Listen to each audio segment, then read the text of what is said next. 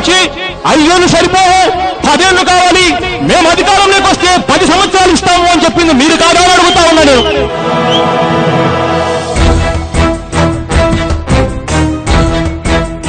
చంద్రబాబు నాయుడు గారు పైనున్న దేవుని నమ్ముకోవడం లేదు, అధికారంలో ఉన్న ప్రధానమంత్రి కాళ్ళు పట్టుకోవడమే మేలు అని చెప్పి చంద్రబాబు నాయుడు గారు ఇవాళ ప్రత్యేక హోదాను తాకట్టు పెట్టాడు.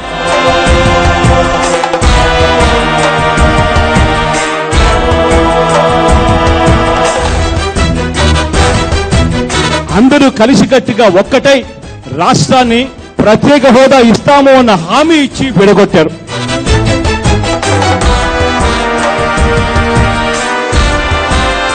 ఇక్కడ ఉన్నటువంటి విద్యార్థులం అందరము ఒక మోసగాడి పాలనలో మేమందరం మోసమయ్యాం. మా భవిష్యత్తుకు భరోసా మీరు, మా భవిష్యత్తు తరాలకు భరోసా మీరు.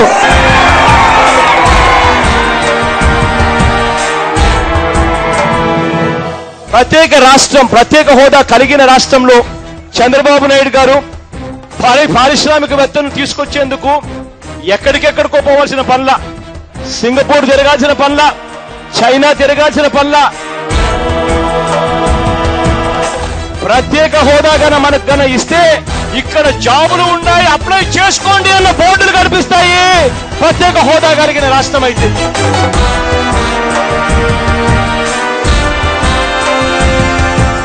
చెప్పారు సార్, నిరుద్యోగ భృతి అన్నారు సార్, 1000 రూపాయలు కాదు సార్, రూపాయలు లేదు సార్ రోజుకి. ఏంటి సార్ నా బతికేంటి సార్? నా ఫ్యామిలీ ఉన్నారు సార్, మా నాన్నగారు చనిపోయారు సార్. ప్రత్యేక హోదా గురించి మాట్లాడితే మాత్రం ఎవ్వరూ కూడా ప్రజలతో పని అయిపోయింది, ఓట్లతో పని అయిపోయింది, ఇక ప్రత్యేక హోదా గాలి కొదిలేయండి అన్న మాటను మాట్లాడుతున్నారు.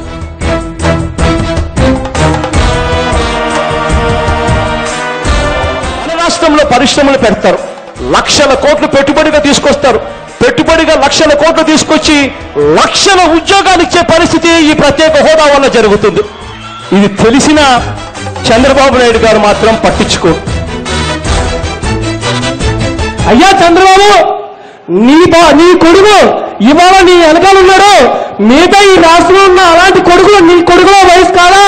వాళ్ళు బాగుపడతా చంద్రబాబు అంటే నీకు కనీసం మనసు లేదా చంద్రబాబు అని అడుగుతున్నానన్నా.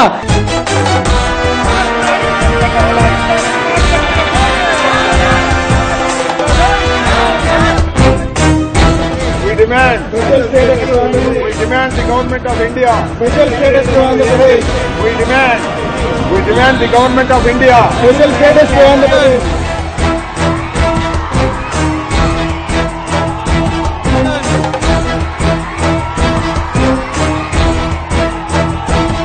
ఏ రోజైతే చంద్రబాబు నాయుడు గారు ఢిల్లీ వాళ్ళకి అల్టిమేటం ఇస్తాడో, ప్రత్యేక హోదా మాకు ఇవ్వకపోతే కేంద్రంలో ఉన్న మా మంత్రుల చేత మేము రాజీనామా చేయిస్తామని చెప్పి చంద్రబాబు నాయుడు గారు ఏ రోజైతే చెప్తాడో ఆ రోజు ఢిల్లీ కదులుతుంది.